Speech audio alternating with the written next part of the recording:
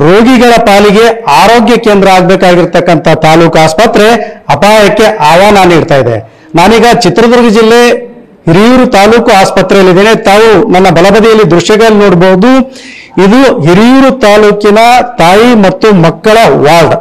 ಆದ್ರೆ ಈ ವಾರ್ಡ್ ಏನಂತಂದ್ರೆ ಈಗ ಅಪಾಯಕ್ಕೆ ಆಹ್ವಾನವನ್ನ ನೀಡ್ತಾ ಇದೆ ಅಂತಲೇ ಹೇಳ್ಬೇಕಾಗ್ತದೆ. ಯಾಕಂತಂದ್ರೆ ಸುಮಾರು 75 ವರ್ಷಗಳ ಹಿಂದೆ ಕಟ್ಟಿರ್ತಕ್ಕಂಥ ಈ ಆಸ್ಪತ್ರೆ ಇದೀಗ ಅವನತಿಯ ಅಂಚಿಗೆ ಬಂದು ತಲುಪಿದೆ.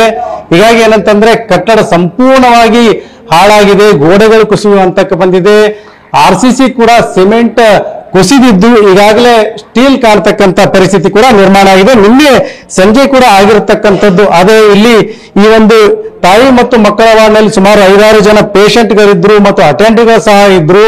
ಆ ಸಂದರ್ಭದಲ್ಲಿ ಏಕಾಏಕಿಯಾಗಿ ಇಲ್ಲಿನ RCCಯ ಸಿಮೆಂಟ್ ಕುಸಿದು ಬಿದ್ದಿದೆ. ಪರಿಣಾಮ ಏನಂತಂದ್ರೆ ಇಲ್ಲಿ ಅಡ್ಮಿಟ್ ಆಗಿರ್ತಕ್ಕಂಥ ಗರ್ಭಿಣಿ ಮತ್ತು ಅಟೆಂಡರ್ ಕೂಡ ಗಾಯಗೊಂಡಿರ್ತಕ್ಕಂಥ ದುಸ್ಥಿತಿ ಇಲ್ಲಿ ನಿರ್ಮಾಣ ಆಗಿದೆ. ಈ ಒಂದು ಸಂದರ್ಭದಲ್ಲಿ ಯಾರು ಗಾಯಗೊಂಡಿದ್ರು ಮತ್ತು ಯಾರು ಸಂಕಷ್ಟಕ್ಕೆ ಸಿಲುಕಿದ್ರು ಅವರು ಕೂಡ ಈ ಸಂದರ್ಭದಲ್ಲಿ ನಮ್ಮ ಜೊತೆಗಿದ್ದಾರೆ. ಅವ್ರು ಏನ್ ಹೇಳ್ತಾರೆ ಕೇಳೋಣ ಬನ್ನಿ. ಅಮ್ಮ, ಈಗ ನಿನ್ನೆ ನೀವು ಇಲ್ಲಿ ಅಡ್ಮಿಟ್ ಆಗಿದ್ರಿ, ಆ ಸಂದರ್ಭದಲ್ಲಿ ಏಕಾಏಕಿ ಕುಸಿದು ಬಿತ್ತು RCC, ಏನ್ ಅನ್ಸಿತ್ತು ನಿಮ್ಗೆ? ಅವಾಗ ನಾನು ಅಡ್ಮಿಟ್ ಆಗಿರ್ಲಿಲ್ಲ ಸರ್.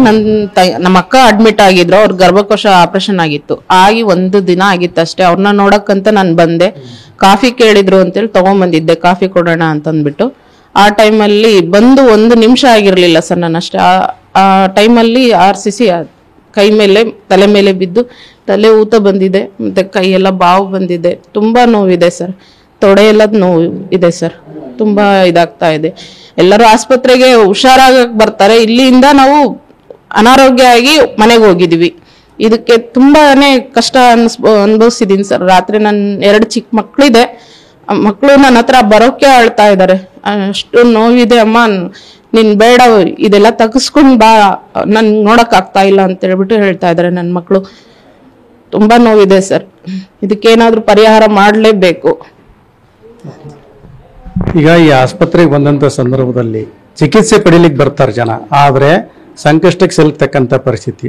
ಈಗ ಸಣ್ಣ ಪುಟ್ಟ ಗಾಯ ಆಗಿದೆ, ಪ್ರಾಣಾಪಾಯದಿಂದ ಪಾರಾಗಿದ್ದಾರೆ, ಓಕೆ. ಅಚಾನಕ್ ಹೆಚ್ಚು ಕಡಿಮೆ ಆಗಿದ್ರೆ ಯಾರು ಹೊಣೆ ಆಗ್ತಾರೆ? ಇದ್ರ ಬಗ್ಗೆ ನೀವೇನು ಹೇಳ್ತಾರೆ? ಯಾರು ಹೊಣೆ ಆಗಲ್ಲ ಸರ್. ಇದಕ್ಕೆ ನಮಗೆ ನಾವೇ ಹೊಣೆ ಆಗ್ಬೇಕು.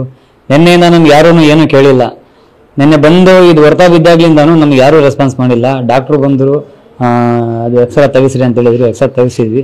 ಎಕ್ಸ್ರೇ ತೆಗಿಸಿದ ಮೇಲಿಂದ ಅದು ಏನಾಗಿದೆ ಅಂತ ನೋಡಿದ್ರು.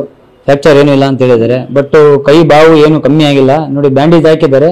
ಅದೇನಕ್ಕೆ ಹಾಕಿದ್ದಾರೆ ಅನ್ನೋದೇ ಗೊತ್ತಿಲ್ಲ. ಬ್ಯಾಂಡೇಜು ಇವಾಗ ಕೈ ಮುರಿದ್ರೆ ಹಾಕ್ತಾರೆ ಬ್ಯಾಂಡೇಜು. ನೋವು ಇದೆ ಅಂತ ಬ್ಯಾಂಡೇಜ್ ಹಾಕಿದರೆ ಅದ್ರ ಅರ್ಥ ಏನನ್ನೋದು ನಮ್ಗೆ ಇನ್ನೂ ಗೊತ್ತಾಗ್ತಾ ಇಲ್ಲ. ಅದಕ್ಕೆ ಇವಾಗ ಮತ್ತೆ ಬೆಳಿಗ್ಗೆ ಬಂದಿದ್ದೀವಿ. ಸಾಹೇಬರು ಬೇರೆ ಬರ್ತೇನೆ ಅಂತ ಹೇಳಿದ್ದಾರೆ. ಅದೇನಿದೆ ನೋಡ್ಬಿಟ್ಟು ಮಾತಾಡೋಣ ಅಂತ ಬಂದಿದ್ದೀವಿ ಸರ್. ನಾವು ಏನಾಗ್ಬೇಕಂತ ಹೇಳ್ತೀರಿ? ಏನ್ ಪರಿಹಾರ ಕ್ರಮ ಏನಾಗ್ಬೇಕು? ಯಾಕಂತಂದ್ರೆ ನಿಮ್ಮ ಒಬ್ಬರ ಕತೆ ಅಲ್ಲ ಇದು, ಬಹಳಷ್ಟು ಜನ ಬರ್ತಾ ಇರ್ತಾರೆ, ಬಡವರು ಬರ್ತಾ ಇರ್ತಾರೆ. ನಮಗೂ 2 ಚಿಕ್ಕ ಮಕ್ಕಳಿದೆ ಸರ್. ಇವಾಗ ನಾನು ಟೀ ಹೋಟ್ಲ್ ಇರೋದು. ಈಗ ಮಕ್ಕಳನ್ನ ಬಿಟ್ಟು ಇವಾಗ ಇವ್ರಿಗೆ ನೋಡ್ಕೊಂಡು, ಇವಾಗ ನಾನು 1 ವರ್ಷದಿಂದ ಇವ್ರಿಗೆ ನೋಡ್ಕೊಂಡು ಇರಕ್ ಆಗಲ್ಲ. ಇವಾಗ ಇವ್ರಿಗೆ ನೋಡ್ಕೊಂಡು ಮತ್ತೆ ಅಂಗಡಿ ಬಿಚ್ಕೊಂಡು ಕುತ್ಕೊಳಕ್ಕೂ ಆಗಲ್ಲ. ಇವಾಗ ಅಂಗಡಿ ಬಂದ್ ಮಾಡ್ಕೊಂಡು ಇವ್ರಿಗೆ ನೋಡ್ಕೊಂಡು ಇರ್ಬೇಕು ಸರ್. ನಾನು ಬಾಡಿಗೆ ಮನೆಗೆ ಇರೋದು. ನಂದೇನು ಸ್ವಂತ ಮನೆ ಏನಿಲ್ಲ. ಅದೇನಿದೆ ನಷ್ಟ ಪರಿಹಾರ ನಮಗೆ ಮಾಡಿಸ್ಬಿಟ್ರಿ ಸರ್ ನೀವೇ. ಯಾರಾದ್ರೂ ಬಂದಿದ್ರ ಅಧಿಕಾರಿಗಳು, ಜನಪ್ರತಿನಿಧಿಗಳು, MLA? ಯಾಕಂದ್ರೆ ಇದೇ ಹಿರಿಯೂರಿನವರೇ ಮಂತ್ರಿ ಇದ್ದಾರೆ. ಏನಾದ್ರು ಪ್ರಶ್ನೆ ಮಾಡಿದ್ರ? ಏನಾದ್ರು ಕೇಳಿದ್ರ? ಸುಧಾಕರ್ ಅವರು ಮಂತ್ರಿ ಇದ್ದಾರೆ ಹಿರಿಯೂರಿನವರು.